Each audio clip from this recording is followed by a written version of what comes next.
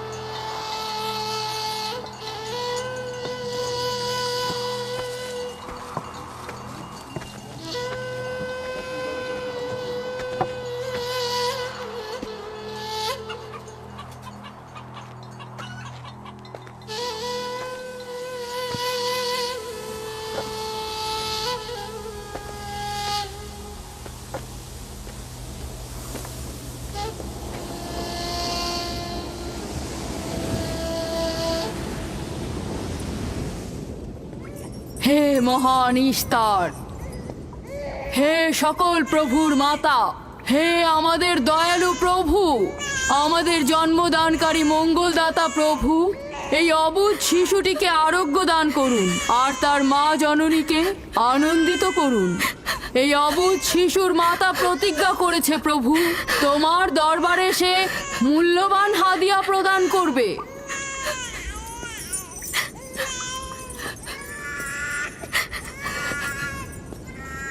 আমি মহান ইস্তারের কাছে প্রার্থনা করেছি যেন তিনি তোমার সন্তানকে জীবিত রাখেন। তুমি এখন তোমার সন্তানকে নিয়ে যেতে পারো। তুমি তোমার সন্তানকে ঠিক সেভাবে মানুষ করবে যেন সে বড় হয়ে নিজেকে ইস্তারের সেবায় বিলিয়ে দিতে পারে। আপনিও মহান ইস্তারের কাছে আমি অনেক কৃতজ্ঞ। মহান ইস্তারের ওপর রহমত বর্ষিত হোক। আপনার ওই ইস্তারের মেহেরবানিতে আমার মৃত সন্তান জীবিত অবস্থায় ফিরে এসেছে। ইস্তার মহান, তার ওপর রহমত বর্ষিত হোক। ইস্তার মহান, তার ওপর রহমত বর্ষিত হোক। মহান ইস্তার, তার ওপর রহমত বর্ষিত হোক। ইস্তার মহান, ইস্তার মহান, তার ওপর রহমত বর্ষিত। এই বাচ্চাটির মতো আমাদের সন্তানও নিশ্চয়ই সেরে উঠবে, তাই না? ইস্তার খোদা দয়ালু ও শক্তিশালী, তিনি নিশ্চয়ই আমাদের বাচ্চাকে সাফা দেবেন। হ্যাঁ, আমারও তাই মনে হয়। চলো যাই। তোমাদের এ কি হলো?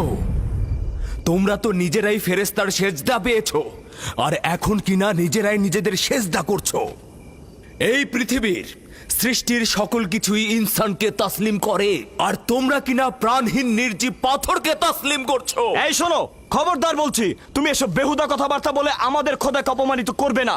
আমি এই কথাগুলো নিজে থেকে বলছি না, আমি খোদা কর্তৃক প্রেরিত কথাগুলো এই কিতাব থেকে বলছি।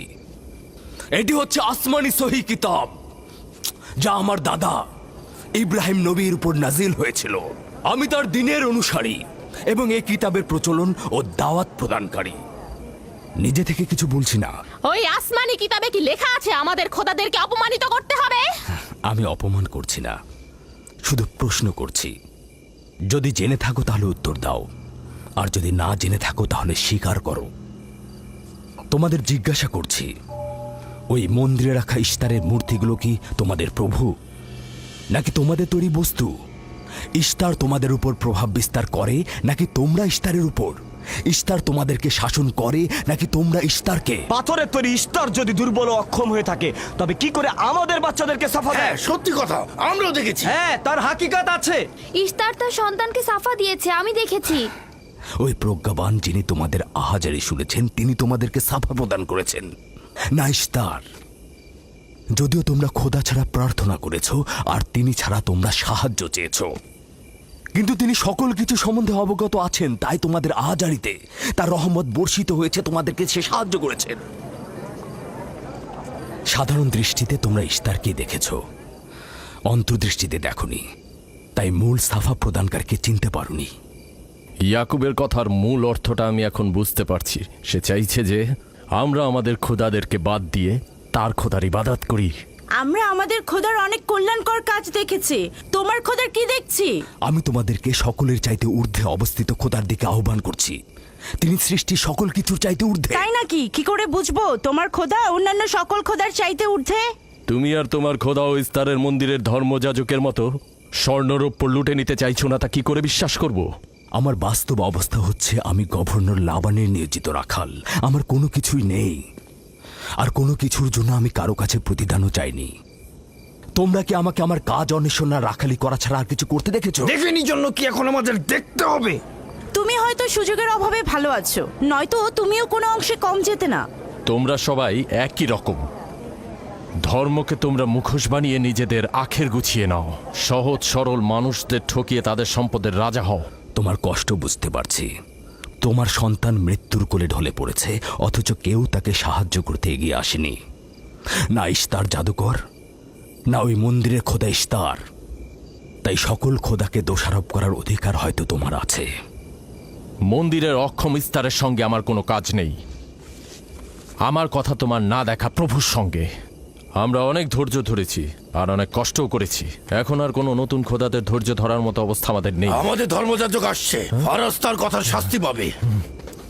পালাও ফারিস, তুমি পালাও। ওইদিকে পালিয়েছে। ওইদিকে যাও, ওকে বন্দি করে নিয়ে এসো। দেখো যেন পালিয়ে না যায়। ওকে ছেড়ে দিন, যে ওকে করে মাফ হোক ওকে দিন। ধরে নিয়ে ফিরবে। ওকে ছেড়ে দিন, ওকে মাফ করে দিন।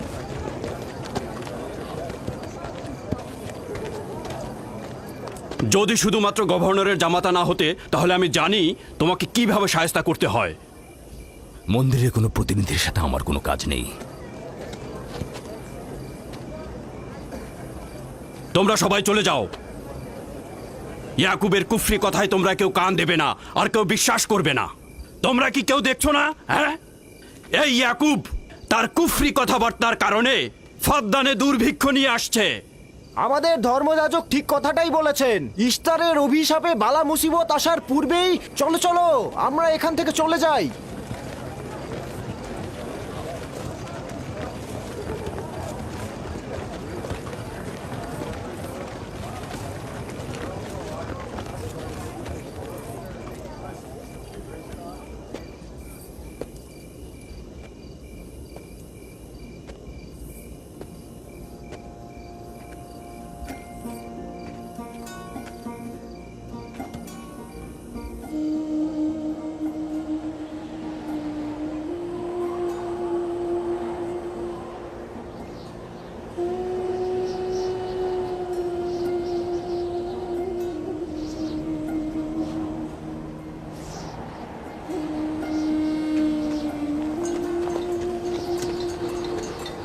যদি খুব শীঘ্রই বৃষ্টিপাত না হয়, তাহলে ফাদ্দানবাসীর সকল ফসল নষ্ট হয়ে যাবে। আশা করছি মহান খোদা অতি দ্রুতই বৃষ্টিপাত প্রদান করবেন। ওখানে কি হচ্ছে বাবা? এটা ফাদ্দানবাসীর প্রাচীন রীতিনীতি। এখানে ইস্তার নিয়ে কেউ কটু কথা বললে তাকে আগুনে নিক্ষেপ করে হত্যা করা হয়। বিচার করা হয় না সে সত্য বলেছে কিনা। ছেড়ে দাও, ছেড়ে দাও আমাকে বলছি। ছেড়ে দাও, আমাকে ছাড়ো বলছি। হে মহান ছেড়ে দাও। ধর্মগুরু, ওকে মাফ করে দাও, আমাদের উপর রহম করো। আমাকে ছাড়ো, ছাড়ো। আমার কি দোষ? আমি তো কিছু করি নাই। আমি কি বলেছি তোমাদের?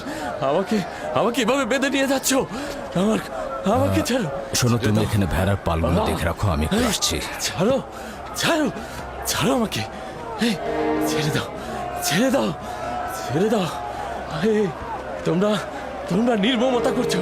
তোমরা আমার উপর নির্মমতা করছো। আমাদের রহম করো। ছেড়ে দাও, ছেড়ে দাও। এই, আমার কি দোষ? আমার কি দোষ? আমাকে ছাড়ো, ছেড়ে দাও। এই, তোমরা আমার উপর অবিচার করছো। ওই যে দেখো, ইয়াকুব কি রাখাল, করছো? গভর্নর লাবানের জামাতা। এটা ঠিক করছো না। আমাদের উপর দয়া করুন, আমাদের উপর রহম করুন। কাফের শাস্তি একটাই। ফাদ্দানবাসী, তোমরা যে এগিয়ে রাখো, তোমরা অবশ্যই শাস্তি পাওয়া উচিত। একদম ঠিক না, আমার উপর অবিচার হচ্ছে। আমি কিন্তু আমাকে এভাবে অমানবিক ভাবে পোড়ানো হচ্ছে। এটা তোমরা সহ্য করো না, তোমরা জেগে ওঠো। আমাকে বাঁচাও, বাঁচাও ফাদ্দানবাসী, আমাকে বাঁচাও ফাদ্দানবাসী। আমি বলছি আমি কোনো অন্যায় করিনি।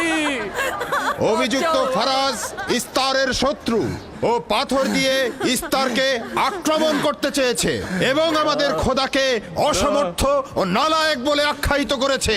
ফদ্দান শহরের প্রাচীন রীতিনীতি অনুযায়ী যে আমাদের খোদা ইস্তারকে অবমাননা করবে তাকে অবশ্যই আগুনে নিক্ষেপ করে হত্যা করা হবে।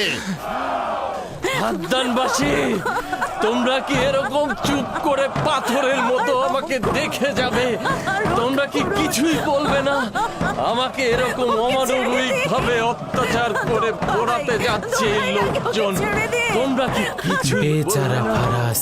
তোমরা কি নিশ্চুপ হয়ে সারা জীবন দেখে যাবে? ফাদ্দানবাসী, রক্ষা করো আমাকে, কেউ তো এগো। একদিন আমার মতো তোমাদের কেউ এভাবে পুড়িয়ে ফেলবে ওরা। তোমরা চুপ করে থেকো না। তোমরা এভাবে আমাকে মেরো না, আমার প্রাণ ভিক্ষা দাও, আমাকে এভাবে মেরো না। বেহুদা কান্নাকাটি করো না, হয়তো রক্তের মূল্য পরিশোধ করো, নয়তো আগুনে পুড়বার জন্য প্রস্তুত হও। আগুনে ফেলো না, এভাবে পুড়িয়ে মেরো না, আমাকে প্রাণ ভিক্ষা দাও, ওকে ছেড়ে দাও। হে ফাদ্দানের জনগণ, আমাকে মেরো না। আমি একটা কথা জানতে চাই, তার রক্তের মূল্য কত? মূল্য কি তুমি পরিশোধ করবে? না, ও নিজেই তো ইস্তারের শত্রু।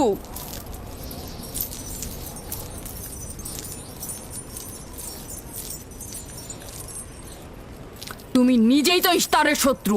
প্রথমে তোমার নিজের রক্তের মূল্য পরিশোধ করো। তাহলে আমাকে বন্দি করছো না কেন? বন্দি করো। অগ্নিপিণ্ডের মধ্যে নিক্ষিপ্ত হওয়া তো আমাদের বংশের প্রাচীন ঐতিহ্য। আমার দাদা ইব্রাহিম, উনিও তো একবার নমরুদের আদেশে অগ্নিপিণ্ডের মধ্যে নিক্ষিপ্ত হয়েছিলেন। এখন পর্যন্ত তুমি যে গ্রেপ্তার হওনি তার কারণ তুমি হচ্ছ গভর্নরের ভাগিনা। তার অর্থ দাঁড়াচ্ছে এই যে আমার মামা গভর্নর লাবান ইস্তারে খোদাকে অবমাননা করতে পারে কোনো শাস্তি ছাড়াই। ওকে গ্রেপ্তার করো আর ওর দাদার মতো ওকেও আগুনে নিক্ষেপ করো।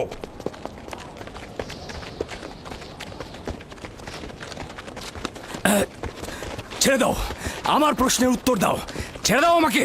এই, এখানে কি হচ্ছে এসব?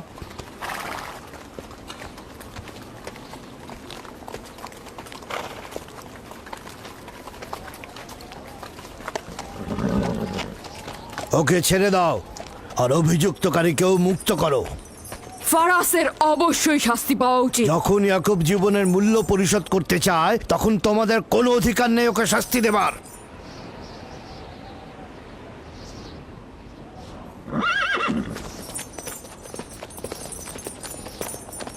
তাকে মুক্ত করে দিন।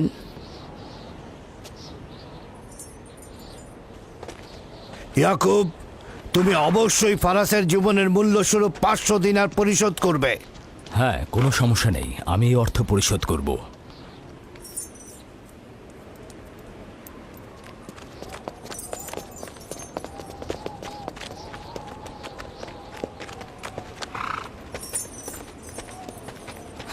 খোদা তাআলা আমার দয়ালু মামাকে হেফাজত করুক।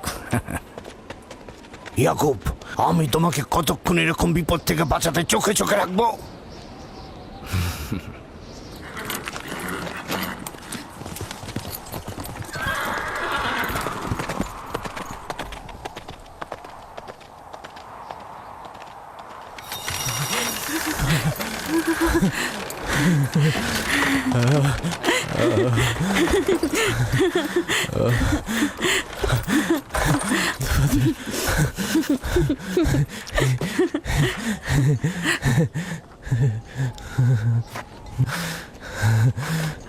আপনি মহান, আমরা কৃতজ্ঞ, আমরা আমি অনেক আপনি খুব কৃতজ্ঞ কৃতজ্ঞ। আপনার কাছে। আমার জীবনের মূল্য স্বরূপ যে অর্থ আপনি প্রদান করবেন তার বিনিময়ে সারা জীবন আমি আপনার কৃতদাস হয়ে থাকবো। আপনি মহান, আপনি মহান। আপনি ফারাজকে মৃত্যুর হাত থেকে বাঁচিয়েছেন, আপনি আমাদের নতুন জীবন দিয়েছেন। হয়েছে হয়েছে, এবার এসো এসো।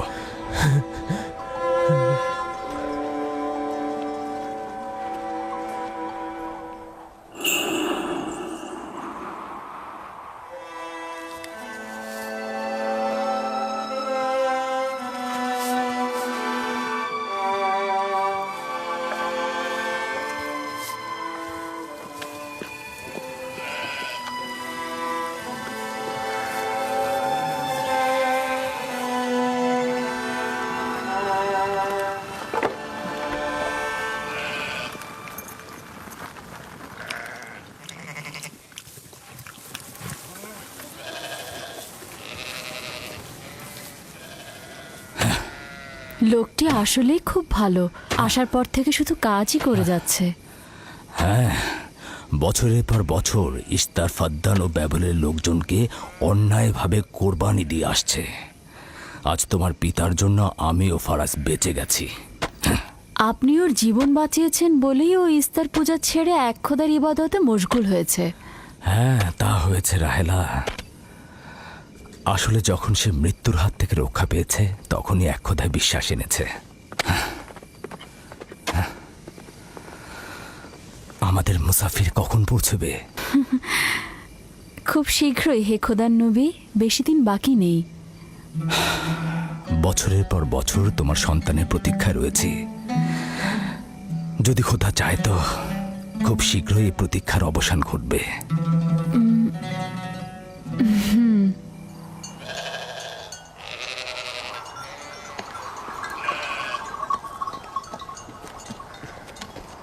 ইস্তেকদার, তোমার ও তোমার পরিবারকে সালাম। তোমার উপরও দরুদ বর্ষিত হোক ইয়াকুব রাখাল। হ্যাঁ, কৃতজ্ঞতা জ্ঞাপন করছি। মন্দিরে ইস্তারের জন্য খোরমা হাদিয়ে নিয়ে যাচ্ছ? প্রভুদেরকে তো অবশ্যই খুশি করতে হবে, তা না হলে তো এবছর বৃষ্টিপাত হবে না, তাই না? আমার কিন্তু মনে হয় মন্দিরের ইস্তারে চাইতে তোমাদের বেশি দরকার ওই খোরমা। তোমার কাজ হচ্ছে আমাদের খোদাকে অপমানিত করে আমাদেরকে রাগান্বিত করা, তাই তো? তোমরা কি নিশ্চিত যে ইস্তারের মন্দিরের ওই পাথরের মূর্তিগুলো সত্যিকার অর্থে বৃষ্টি বর্ষিত করতে পারবে? তোমার এসব কুফুরি কথাবার্তার কারণেই আমাদের মন্দিরের খোদা নাখোশ হয়েছে, আর এই কারণেই ফাদ্দানের আকাশে আজ মেঘ নেই। এই ইয়াকুব, ইস্তারের অবমাননা থেকে তুমি নিজেকে রক্ষা করো। চলে এসো, চলে এসো।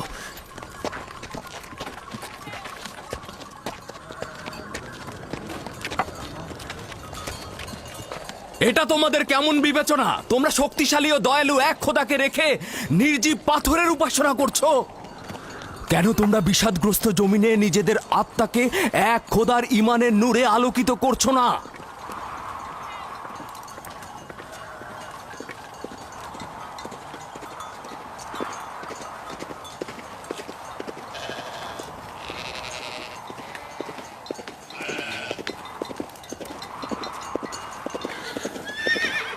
হে মহান ইস্তার ইলাহি, তোমার ফলপ্রসূ এই মন্দিরখানা তোমার শত্রুদের রক্ত দ্বারা পবিত্র করব। শুষ্ক মৌসুমকে এই অঞ্চল থেকে দূর করে দাও, তোমার রহমতের বৃষ্টি বর্ষণ করো। হে মহান ইস্তার ইলাহি, তোমার এই ফলপ্রসূ মন্দিরকে তোমার শত্রুদের রক্ত দ্বারা পবিত্র করব। হে মহান ইস্তার ইলাহি, এই অঞ্চলের শুষ্ক মৌসুমকে তুমি দূর করে দাও, তোমার রহমতের বৃষ্টি বর্ষণ করো। হে মহান ইস্তার ইলাহি, আমাদের খোদাকে তোমার অবজ্ঞা করেছে। রহমতের বৃষ্টি বর্ষণ করো। হে ইস্তেকদারের সাথে মন্দিরে ঢোকার সময় কথা বলেছে, তোমার আমিও দূর রহমতের থেকে দেখেছি। বৃষ্টি বর্ষণ করো। হে মহান ইস্তার ইলাহি, তোমার ইয়াকুব হাত গুটিয়ে বসে থাকবে না। ধ্বংস করো, তোমার দুশমনদের ধ্বংস করো, আর ফারদানের জনগণের উপর রহমতের বৃষ্টি বর্ষণ করো।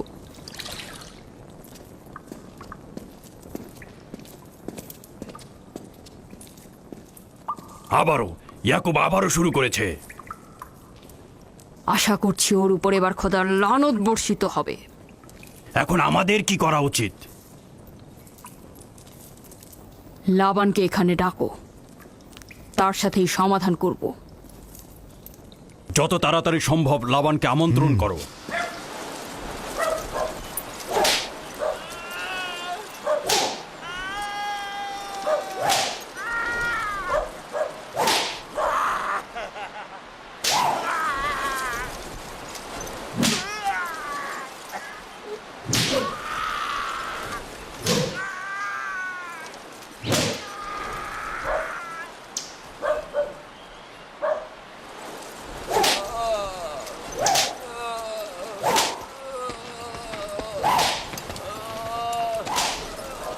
জনাবে আলী, ইস্তার মন্দিরের মহান ধর্মগুরু আপনাকে সাক্ষাতের জন্য আমন্ত্রণ জানিয়েছেন। গুরুত্বপূর্ণ কিছু? হ্যাঁ জনাবে আলী। এই, এবার বন্ধ করো।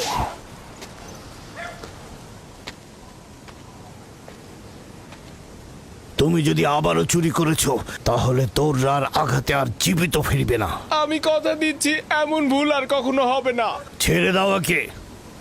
এসো।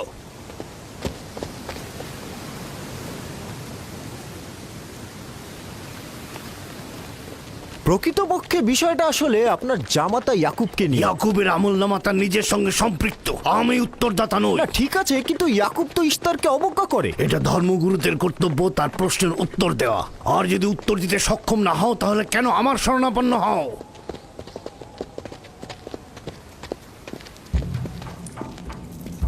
খোদার চাইতেও বড় খোদা মহান ইস্তার রাগান্বিত হয়েছেন।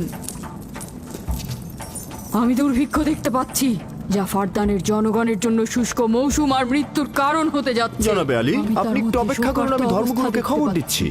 মহান ইস্তারকে সে রাগান্বিত করেছে। এ অপমান ইস্তার সহ্য করতে পারছেন না। কেউ একজন ইস্তারকে খেপিয়ে তুলেছে। যে মহান খোদাকে অপমান করেছে সে দ্রুতই শাস্তি পাবে। মহান ইস্তার তার বলি চাচ্ছেন।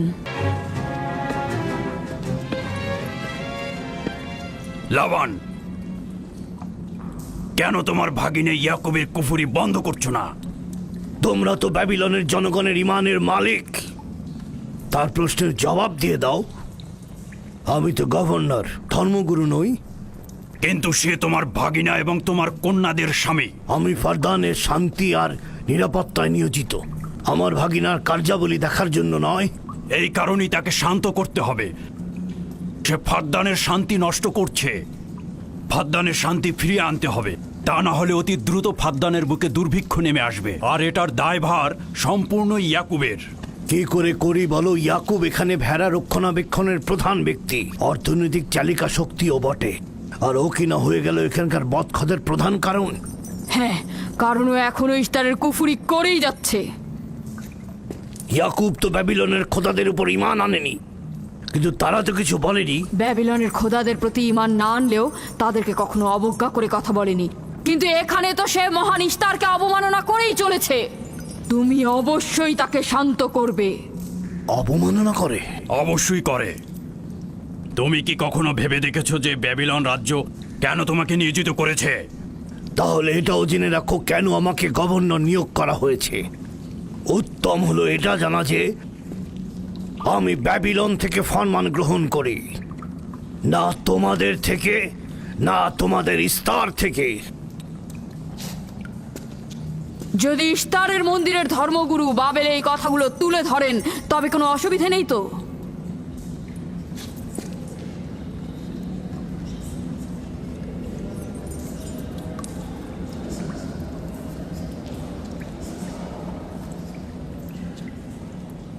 ঠিক আছে, আমি ইয়াকুবের সঙ্গে কথা বলছি। ইয়াকুবকে বলে দেবেন, আর কখনো যদি আমার পরিবারের সাথে ইস্তার নিয়ে কোনো কটু কথা বলে তাহলে তাকে আগুনে নিক্ষেপ করা হবে। কুকুরের ছানা তার বাবা মার কাছে ঘেউ ঘেউ শেখার আগে নেকড়ের কাছে ছিন্ন ভিন্ন হয়ে যায়। তোমার নিজের জবানের হেফাজত করো। এবারের মতো ক্ষমা করে দিচ্ছি, পরের বার কিন্তু করব না।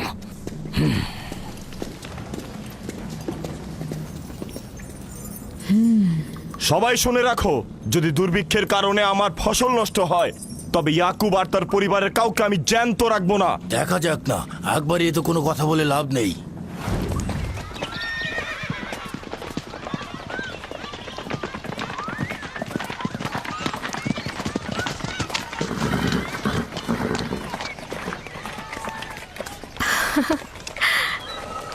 আব্বাজান এসেছেন।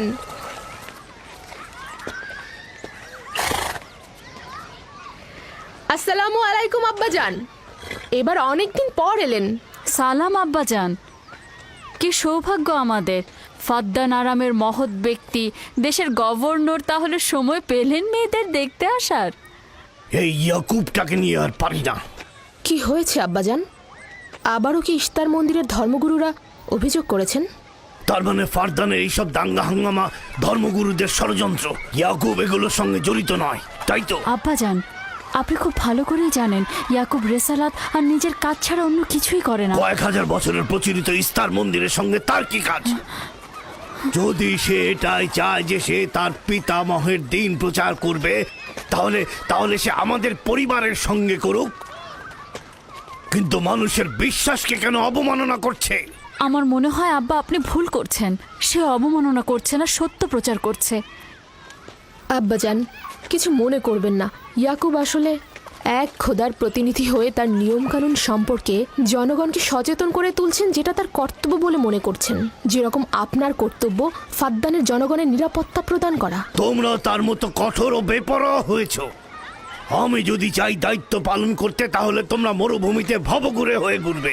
আব্বাজান, আমি আর আমার বোন লিয়া আমাদের স্বামীর দিনে অটল আছি, তাই এক খোদার আইন বাস্তবায়নে আমরা তাকে সাহায্য করেই যাব।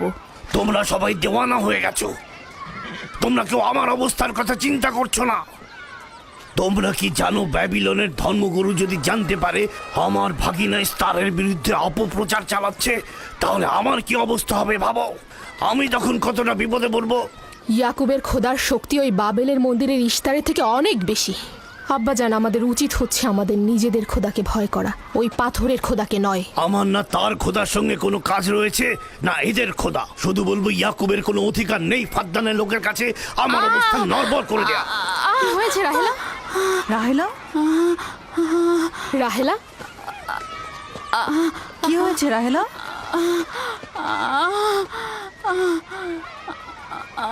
রাহেলা, রাহেলা, কি হলো তোমার? এমন করছো কেন? আলহামদুলিল্লাহ, মনে হয় সময় হয়ে গেছে। যাও, ধাত্রীকে খবর পাঠাও। আচ্ছা আচ্ছা, যাও, চলো আমরা সবাই মিলে ওকে ঘরে নিয়ে যাই। হ্যাঁ চলো চলো। চলো ঘরে নিয়ে এই যে, যাই ওকে। আস্তে আস্তে পলাশ, বলুন জনাব। যাও তুমি মরুভূমিতে যাও, ইয়াকুবকে বলো এখনই যেন চলে আসে। খুবই দ্রুত যাও। জি আচ্ছা। আমার ঘোড়াটা নিয়ে যাও।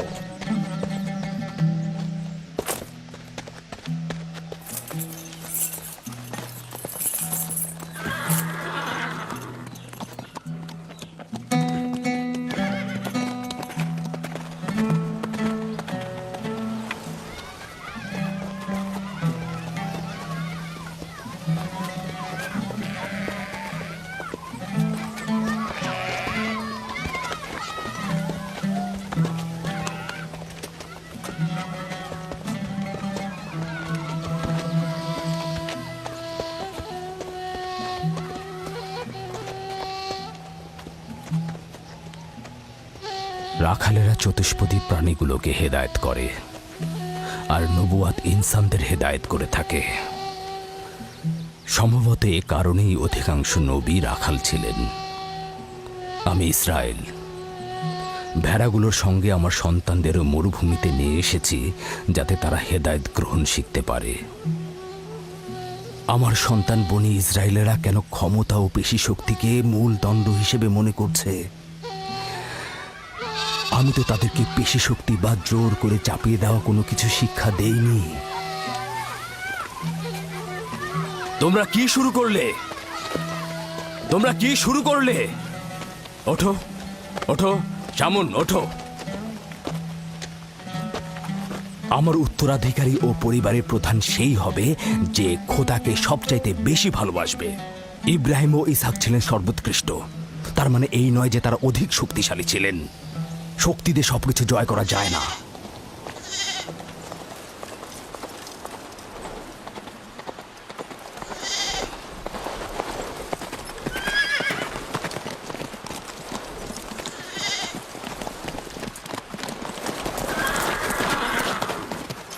কি হয়েছে ফারাজ?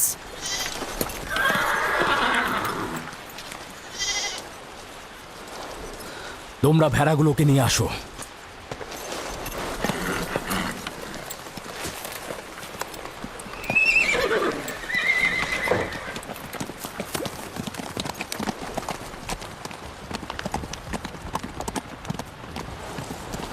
কিছু কি হয়েছে? আব্বাজান কোথায় গেলেন? কিছুই না, ভেড়াগুলোকে একত্রিত করো, আমরা ফিরে যাব।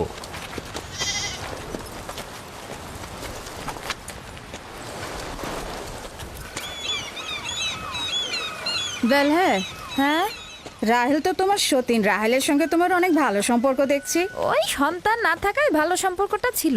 রাহেলের সাথেও ভালো সম্পর্ক ছিল, ওই ইয়াকুবের সাথেও ভালো সম্পর্কটা ছিল।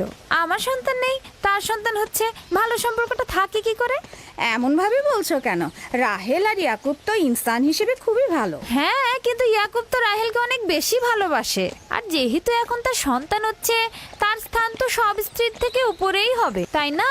ইয়াকুবের কয়টা স্ত্রী? 4 জন, আমি, লিয়া, জুলফা ও রাহেলা। এই বাদ দাও তো এসব, তাড়াতাড়ি চলো, না হলে শব্দ শেষে আবার আমার ঘাড়েই পড়বে। আরে আমি তো জানি ইয়াকুব বড় ন্যায়পরায়ণ আর মেহেরবান। সকল হিংসা ভুলে একটু ভালোবাসাটাকে বাড়াও, দেখবে সেও তোমাকে খুব ভালোবাসবে। আর ও তো খুব ভালো মানুষ। জনাবে আলী লাবান, আপনার ওপর শান্তি বর্ষিত হোক। ভালো পুরস্কার পেতে যাচ্ছ, কিন্তু রাহেল আর তার সন্তানকে সুস্থ চায়। চিন্তা করবেন না, আমি অনেক অভিজ্ঞ ধাত্রী।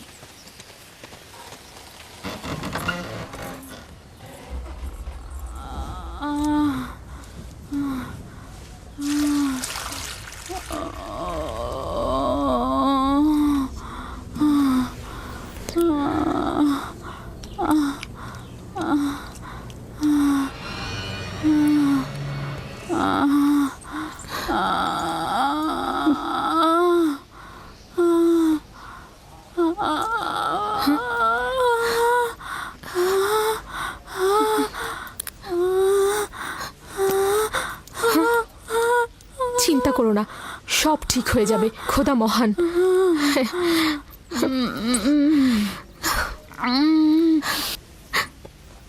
রাহেল, রাহেল, রাহেল, এই যে রাহেল, কি হলো? কথা বলো। রাহেল, রাহেল, রাহেল, রাহেল তো রাহেল? বেহুশ হয়ে গেছে। রাহেল, রাহেল চোখ খোলো, রাহেল কথা বলো, রাহেল, রাহেল, এই যে রাহেল। রাহেলা, হ্যাঁ এমন তো নয় তার উপর ইস্তারের খোদা রাগ পড়েছে।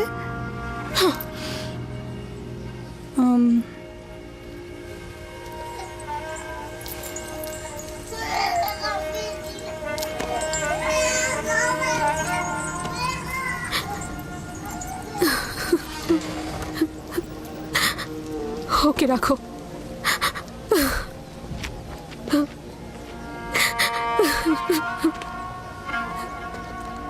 তোমরা তোমার খালার জন্য দোয়া করো, তোমাদের দোয়া খুব তাড়াতাড়ি কবুল হবে।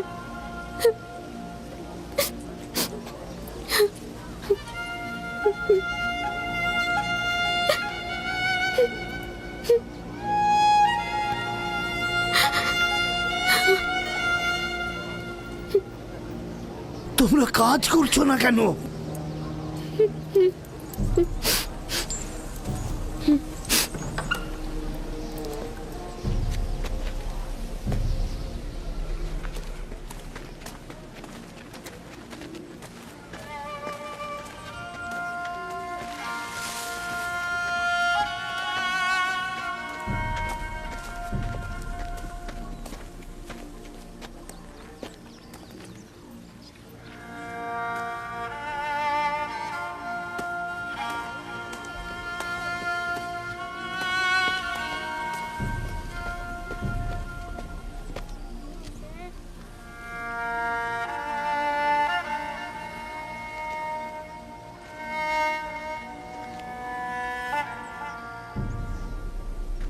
কেউ একজন ইস্তারকে রাগান্বিত করেছে।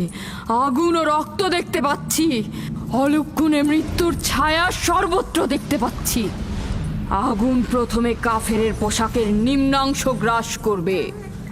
যারা ইস্তারকে অবমাননা করেছে, অতি দ্রুতই তাদের ধ্বংস আসন্ন। হ্যাঁ, ইস্তার তাকে ক্ষমা করবে না, অতি দ্রুতই সে তার শাস্তি পাবে। আমার মনে হয় ওরা ইস্তারের অভিশাপের ফল ভোগ করছে। ইয়াকুব তো সব সময় ইস্তারকে অবজ্ঞা করে কথা বলে। হ্যাঁ, ইশতার বলেছিল কুফরিকারী কাফের তার রোশানল থেকে রক্ষা পাবে না। ইয়াকুব তো ইশতার আর তার খোদাকে নিয়ে কত বেহুদা কথা বলেছে, মনে হচ্ছে তারই ফল ভোগ করছে।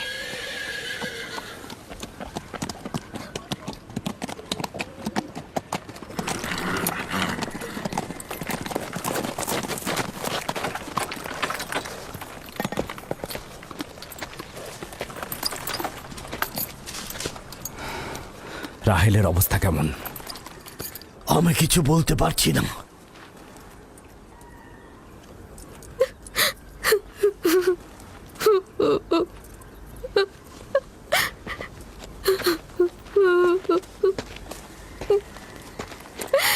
কিছু একটা করুন, রাহেলের অবস্থা খুবই খারাপ।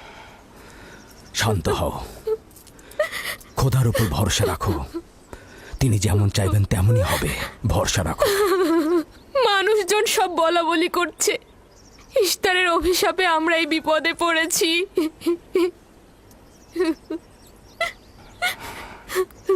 খুব ভালো, এবার দেখা যাক রাহেল ও তার সন্তানের খোদা সবচাইতে বেশি শক্তিশালী নাকি ওই ইশতারের খোদা।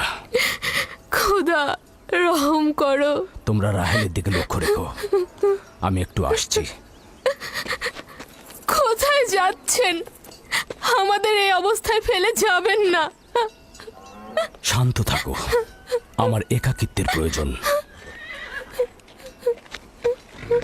তুমি খোদার সঙ্গে যা করার করো, আমি হাত পা গুটিয়ে বসে থাকতে পারবো না। আমি অবশ্যই হেকিমি চিকিৎসার ব্যবস্থা করব। আমি চিকিৎসকের নিকটে যাচ্ছি, প্রকৃত চিকিৎসক।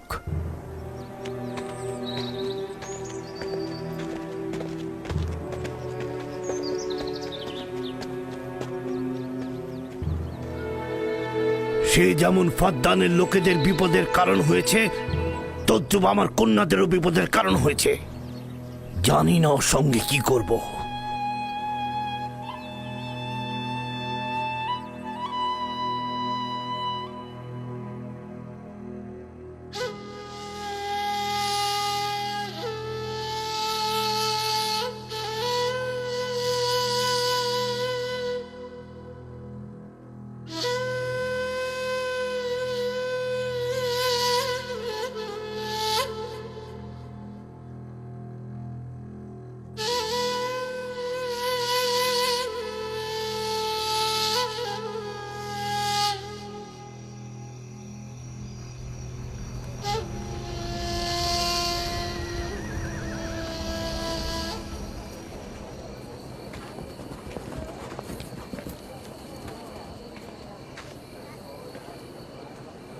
কেন যে ইশতার মাতাকে ডেকে আনছে না, সে তো সবচেয়ে বড় ধাত্রী।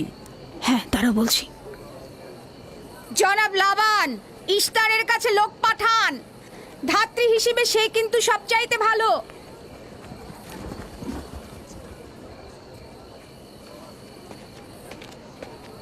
যাও গিয়ে খোঁজ নাও ইস্তার আছে কিনা।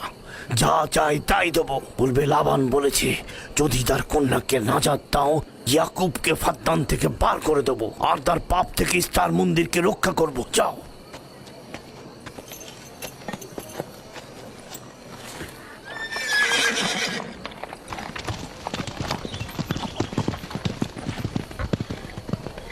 ইয়াকুব ইশতারের খোদাকে অপমান করেছে। ইশতারকে অপমাননা করার শাস্তি এইরকমই হয়। তোমাদের চেঁচামেচি বন্ধ করো।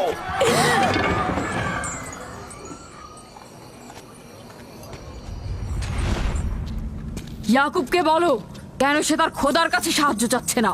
আমি যদি তার জায়গায় থাকতাম তবে অবশ্যই এ সময় আমার খোদাকে ভুলে যেতাম না। আমাকে পাঠিয়েছেন জনাব লাবান। তিনি কথা দিয়েছেন তার কন্যাকে যদি নাজাত দিতে পারেন, ইয়াকুবকে ফাদ্দান থেকে বের করে দেওয়া হবে। আমার দৃষ্টিতে এটা সর্বোত্তম সময় ফাদ্দানবাসীকে মহান ইশতারের কুদরত সম্পর্কে জানিয়ে দেবার এবং তার শক্তিমত্তা সম্পর্কে বুঝিয়ে দেবার এটাই উৎকৃষ্ট সময়। যদি রাহেলাকে বাঁচাতে পারো তাহলে তোমাদের উপর ফাদ্দানবাসীর ঈমান বৃদ্ধি পাবে। এখানে স্বর্ণরৌপ্যের ভাণ্ডার হবে। রাহেলের মৃত্যুও একই পরিণাম নিয়ে আসবে। বাদ দাও, মরে যাক। খুব ভালো, যাও এই কথাই গিয়ে বলো। রাহেলের মৃত্যু ইশতারের অভিশাপের ফল। একক খোদার ইবাদত করা এবং ইশতারকে দেখেও না দেখার ভান করার এমনটাই ফল। যদি এমনটা হতো, রাহেল ও তার সন্তানের মৃত্যুর পর আকাশ থেকে বৃষ্টি বর্ষিত হচ্ছে,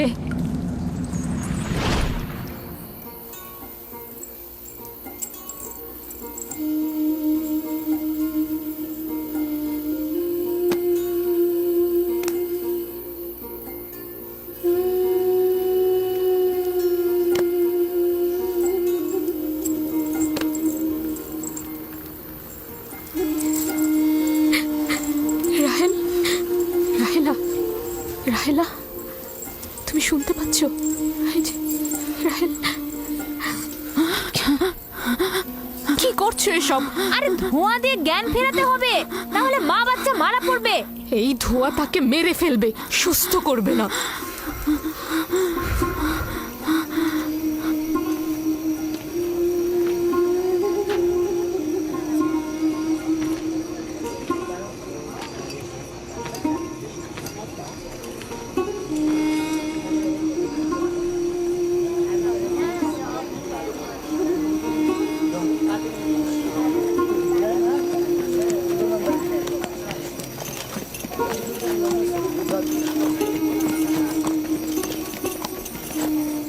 ইশতার মাতে আসছেন।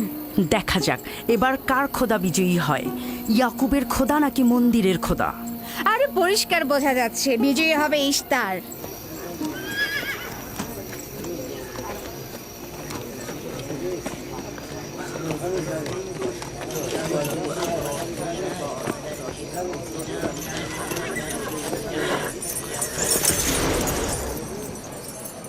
লাবান, আমার কথায় কষ্ট পেয়েছো তাই না?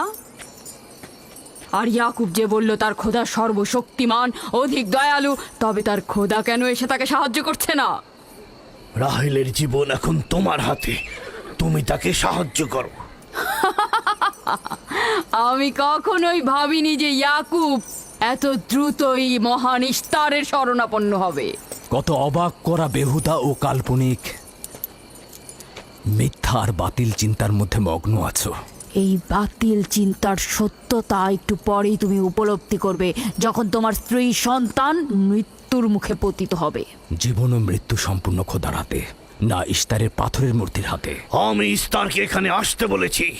রাহেলের অবস্থা খুবই খারাপ। রাহেলের নিজের খোদা ব্যতীত আর কারো খোদার প্রয়োজন নেই। তুমি বের হয়ে যাও, বের হও। ইয়াকুব, আমি এখানে দাঁড়িয়ে আছি। দাঁড়িয়ে আছো কেন? বের হয়ে যাও। তোমার স্ত্রী সন্তান ধ্বংস হবে। মহান ইশতারের ক্রোধে তোমাদের ধ্বংস অনিবার্য। আমার সহধর্মিনী তোমার দয়ায় আসেনি যে তোমার বদ দয়ায় ধ্বংস হয়ে যাবে। তুমি বের হয়ে যাও। ফারদানের জনগণ, এই লোক নিজের জন্য কোনো রহম নিয়ে আসেনি এবং সে তোমাদেরও কোনো রহম দিতে পারবে না। সে তোমাদের জন্য যেমন দুর্ভিক্ষ নিয়ে আসছে, তেমনি তার স্ত্রী পুত্রের জন্য মৃত্যু ডেকে নিয়ে আসছে। অতি দ্রুতই তোমরা ইশতারের কুদরত দেখতে পাবে। তোমার কারণে আমার কন্যার জীবন যদি বিপন্ন হয়,